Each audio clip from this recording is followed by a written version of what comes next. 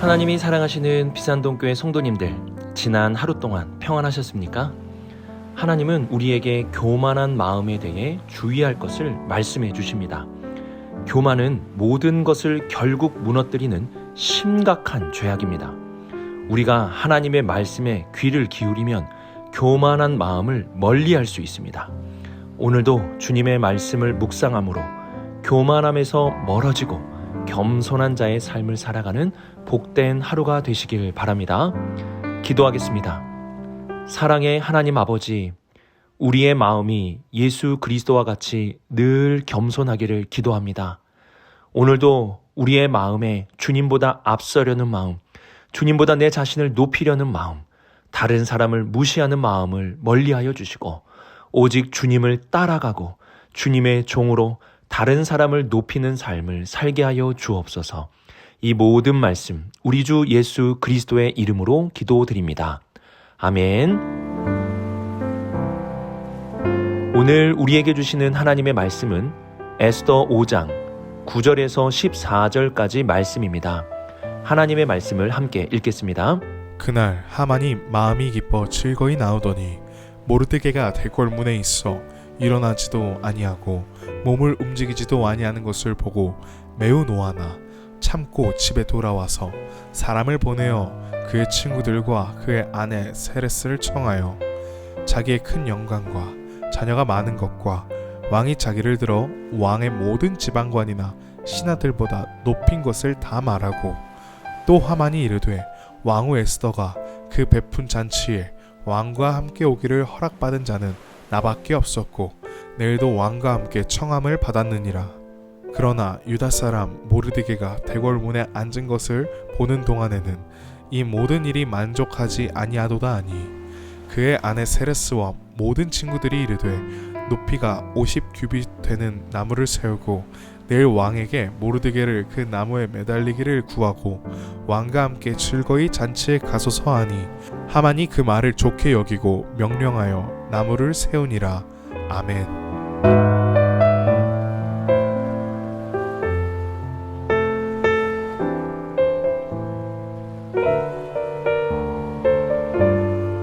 오늘의 말씀을 살펴보기에 앞서서 오늘 말씀 묵상의 제목을 꼭 기억할 수 있기를 바랍니다. 잠시의 즐거움에 빠져 교만하지 말라. 이 제목과 같이 교만이라는 것은 슬픔 속에 있는 것이 아니라 즐거움 속에 숨어 있습니다. 오늘 말씀 6절과 14절을 보시면 하만이 기뻐 즐거워하였고 즐겁게 잔치에 간다고 기록하고 있습니다. 하만은 굉장히 즐거운 상태에 있습니다. 바로 이러한 즐거움이 있을 때 교만함을 주의해야 합니다. 11절을 보시면 하만은 모든 것을 다 가진 자임을 알 수 있습니다. 소위 가장 성공한 사람의 조건들을 가지고 있습니다. 큰 영광이 있었고 자녀가 많았고 더 나아가 왕후가 마련한 잔치에 왕과 단둘이 초대가 될 만큼 모든 신하보다 높은 자였습니다. 하만은 이렇게 당시 사람들이 가지고 싶어 했던 모든 것을 가지고 있었습니다. 그런데 9절을 보시면 모르드게가 하만에게 절하지 않고 이전과 같이 자신을 대하는 모습에 하만의 기분은 매우 분노하였습니다. 그리고 13절을 보시면 그로 인하여 만족하지 아니하도다 라고 말합니다. 하만은 모든 것을 가진 자로서 즐거워하였는데 갑자기 매우 노하고 만족하지 못하다고 말합니다. 우리는 앞서서 즐거움 속에 교만이 숨어 있다는 것을 살펴보았습니다.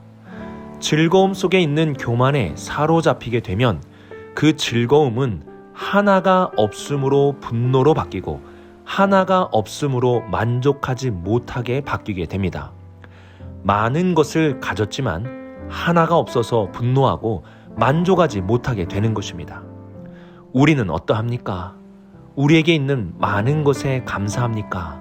아니면 하나가 없음에 분노하고 불만족하며 살고 있습니까? 하나님은 우리에게 항상 기뻐하라, 모든 일에 감사하라고 말씀하셨습니다.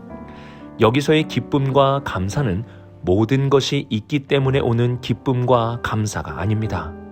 많은 것이 없음에도 불구하고 우리 여호와 하나님으로 인하여 기뻐하고 감사하는 것을 의미합니다. 하박국의 고백과 같이 무화과 나무가 무성하지 못하고 포도나무에 열매가 없고 감람나무에 소출이 없고 밭에 먹을 것이 없고 우리의 양과 소가 없어도 나는 여호와로 말미암아 즐거워하고 나의 구원의 하나님으로 말미암아 기뻐하는 것, 바로 이것입니다. 하나님은 우리에게 항상 기쁨을 주시고 모든 것에 감사를 베풀어 주시는 분이십니다. 하만은 세상적으로 사람들이 가지고 싶어하는 모든 것을 다 가졌습니다. 그러나 모든 것을 가진 즐거움 속에 있는 교만에 빠지게 되었습니다. 결국 그는 만족과 기쁨의 삶이 아닌 하나가 없음으로 분노하고 불만하는 사람으로 살아가게 되었습니다. 이처럼 세상이 주는 것은 우리를 늘 즐겁게, 늘 만족하게 하는 것이 아닙니다. 우리는 하나님이 주시는 것을 바라보아야 합니다. 하나님은 우리를 항상 기쁘고 모든 것에 감사하게 해주십니다. 교만 속에 숨어있는 잠시의 즐거움에 속하지 마시고 하나님이 주시는 영원한 기쁨을 누리며 살아가는 우리 비산동교회 성도님들이 되시길 주님의 이름으로 축복합니다.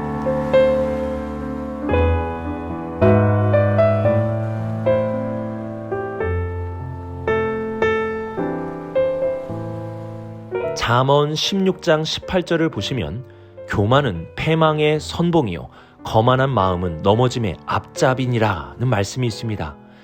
즐거움 속에 있는 교만에 빠진 하만은 이제 패망의 선봉장이 되어 사람들에게 모르드게에 대한 말을 합니다.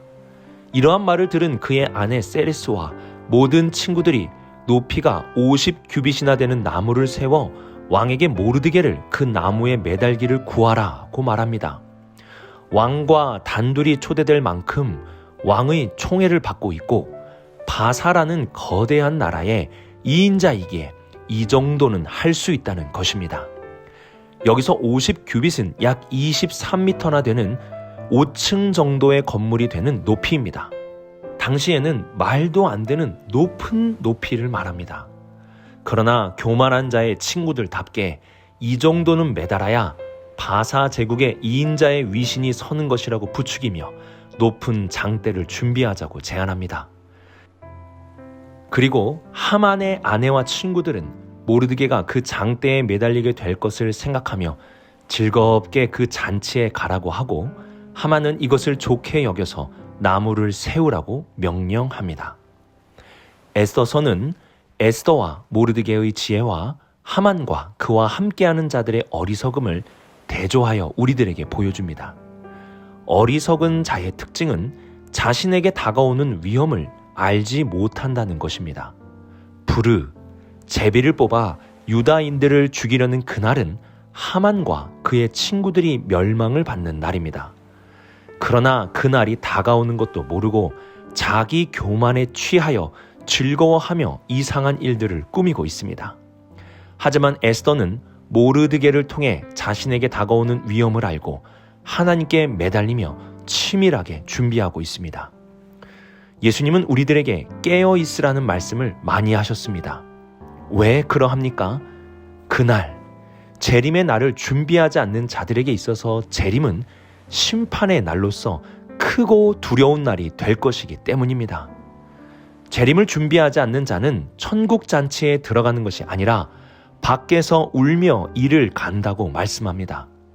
밖에 있는 것입니다. 이는 그 잔치에 들어가지 못한다는 뜻입니다. 그래서 더욱 깨어서 기도하고 그날이 이를 것을 기억하며 주어진 달란트를 가지고 열심히 일해야 합니다. 지혜로운 자는 이러한 재림의 미래를 알고 오늘도 깨어서 준비합니다.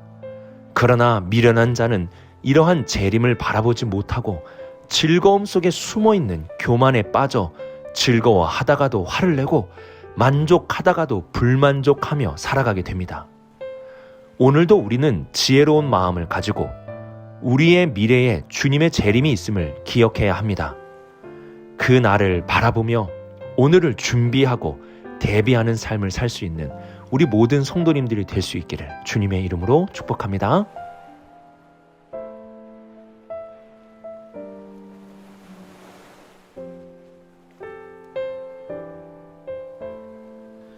(13절을) 보시면 그러나 유다 사람 모르드게가 대궐문에 앉은 것을 보는 동안에는 이 모든 일이 만족하지 아니하도다 라고 말씀합니다.